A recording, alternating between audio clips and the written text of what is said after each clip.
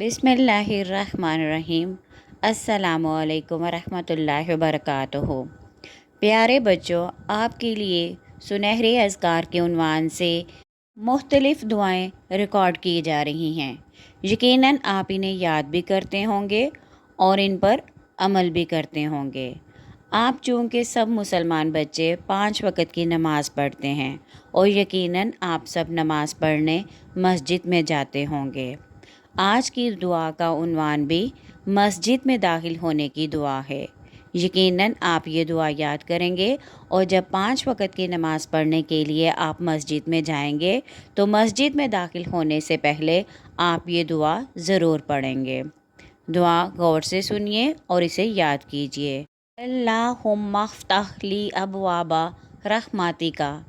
ए अल्लाह, मेरे लिए अपनी रहमत के दरवाज़े खोल दे। ये दुआ पढ़ते हुए आपने मस्जिद में दाखिल होना है, लेकिन इसके साथ ही ये बात अपने जहन में याद रखें कि वो कौन से काम हैं जो हमें मस्जिद में दाखिल होते वक्त लाजमन करने हैं। वो काम गौर से सुनिए। मस्जिद में पहले दाएं पाँव को दाखिल करें। अगर जमात खड़ी ना हो तो 2 रकत तहियतुल मस्जिद अदा करें। अगर मज़ीद वक्त हो तो ज़िक्र अज़कार करें या कुरान पढ़ें। ये वो हदायत हैं जिन पर आपने अमल करना है। इसके बाद आपने नमाज अदा करनी है और मस्जिद से घर वापस लौट आना है।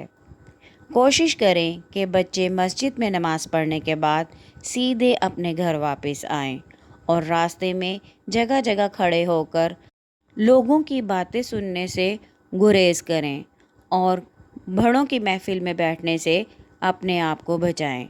बच्चों को हमेशा अपनी उम्र के बच्चों में बैठना चाहिए और उनकी कंपनी को एंजॉय करना चाहिए। वीडियो पसंद आए तो लाइक करें, शेयर करें और कमेंट्स में अपनी राय का इजहार ज़रूर करें।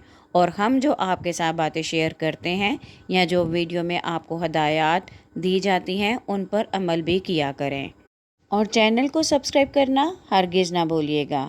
शुक्रिया।